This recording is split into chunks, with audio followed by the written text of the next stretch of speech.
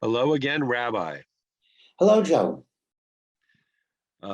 This week and for the most of the months of September and October, Marvel, DC, and all the comics world is launching all its new projects, and everybody's very excited to see the latest iterations and takes. And I was struck how different comics have become and how our heroes and our villains are not as clearly defined as before. Batman has become even darker, threatening punishment and violence against all who might transgress. And Superman has actually had his anthem changed. It's not truth, justice, and the American way anymore. It's truth, justice, and a better tomorrow. And I look at life and I see all the different things that are going on, and we all want to have things in black and white and simple yeses and nos, whereas our fantasy world is mixing up all over the place.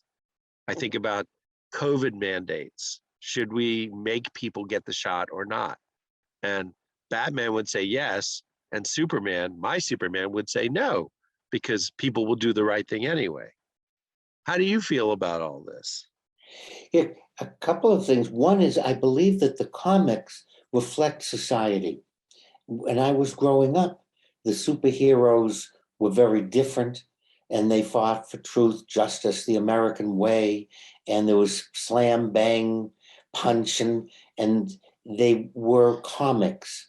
And I think it reflected how society, and I think the new comics also reflect a society. And I don't think it's good what we're seeing. Not the comics are bad, because they're not making society bad. It's like a mirror. If I look in the mirror, I can get as annoyed as I want. The mirror just reflects me. Rather than my saying, I'm not happy with my clothes or my appearance, I get mad at the mirror. You know, it's the old kill the piano player. Piano player is only playing the music, not writing it. And the comics are reflecting now a time in our society when we want people to be punished. We want anything that deviates that we don't like, as opposed to decision making or being fair. You know, we're going back to Hume and Hobbes, two British philosophers. Are human beings good by nature, or are they evil by nature? And depending on your view, then the function of law changes. Thomas Jefferson saw the Commonwealth of Virginia. He saw it as a commonwealth, commonweal, for the common good. People are good, and they'll get together and do the right thing because it's for the common good, and because they're not wicked or bad. And I think there are only 5 or 6 commonwealths in the Republic, because basically we don't think people are good. We think we need laws to whip people into shape. We need laws to punish people. So we have a Hobbian view of the universe, and that's reflected in our comics. And it's also showing up now in the no mandate for the vaccine, which is a legitimate statement over an illegitimate subject. You're taking a reasonable argument, but applying it to something that's not reasonable to apply it to. If I were to use the same reasoning, I should be able to drive on any side of the street I want. You don't have a right to tell me what side to drive on. You don't have the right to tell me to wear a helmet if I have a motorcycle. I'm not going to follow any of those mandates. I should be allowed to carry a gun. You can't tell me I can't carry a gun.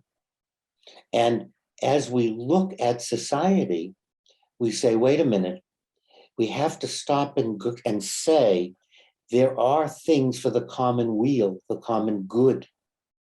And we're talking about a mandate for the common good, just like we drive on the right side of the road, unless you're in Hong Kong or New Zealand or the United Kingdom. And it's not a choice. And to try to argue I should be allowed to it, oh, recognize that's too dangerous. It's the same with the vaccine. To apply that logic to the vaccine is illogical and harmful. We can apply it to other things. You don't want to have, you don't want abortions, don't have one. You don't agree with gay, lesbian marriage, don't marry someone of your own gender. You can make choices about these things. You don't want to eat candy bars, so you don't ban sugar, don't buy candy bars. And this individual choice can apply to some individual. However, once it involves other people, then you're applying a reasonable argument to an irreasonable, an absurd discussion. Besides, our children get vaccinated against polio, measles, mumps, chickenpox. I still have my smallpox vaccine. When I traveled when I was younger, I still have my WHO green card or yellow card that has my smallpox, my yellow fever, my whatever other vaccinations I was required to have. And I never thought in my right mind to say, no, you're violating my freedom, because it was for my health and other people's health. But how squiggly is the line? I mean, we go and say, well, if the government says we should get this shot, then we should get it. But it's not so simple, Joe. No, there's the fallacy. It's not, the government isn't saying get the shot. I just got my seasonal flu shot. Why? Because science says if I get the seasonal flu shot, if I get the flu, I'll get a milder case. I'll be healthier, I'll be safer based on science. It's not hearsay. And that's another part of the fallacy of the mandate. People are making stuff up. I just heard just the other day someone defending, I'm not getting it because the vaccine is made with aborted fetal tissue. They kill babies to make the vaccine. I heard someone on one of the news stations say that. And that's just not true. And so there's no squiggly line. We're talking about, you look at the science. The doctor says you have cancer. These are the therapies. You're going to walk away and say, I don't believe you. I don't believe in science. I don't believe in medicine. Of course not.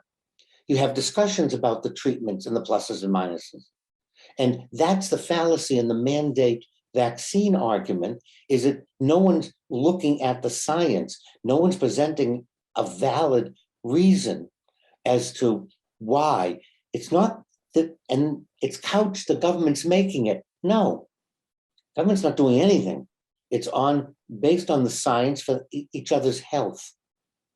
But to use your example, if I, God forbid, got cancer, would I have to take chemotherapy based on a government or state of Commonwealth Excellent. of Virginia? I'm glad you brought that up. The reason you don't have to is it's not contagious.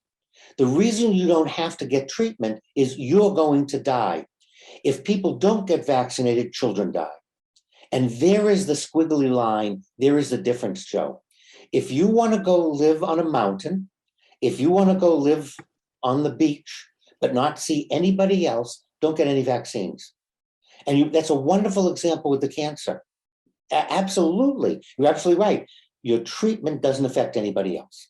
So you're entitled to make your own body decision. However, for the commonwealth, for the common good, what you're doing affects me.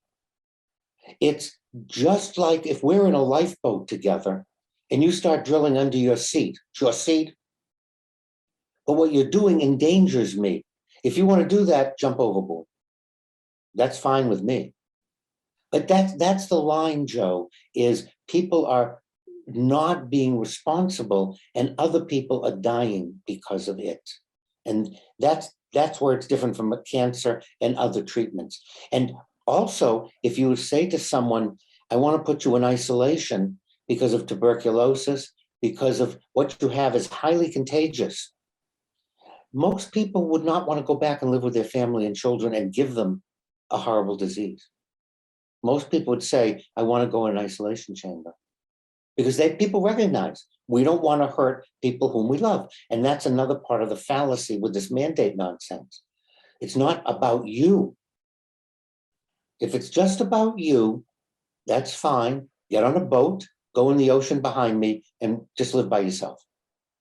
So you're arguing both sides. You're saying that people basically want to do the right thing, but every once in a while, somebody has to whack them on the back of the head and say, no, you're going to do this instead.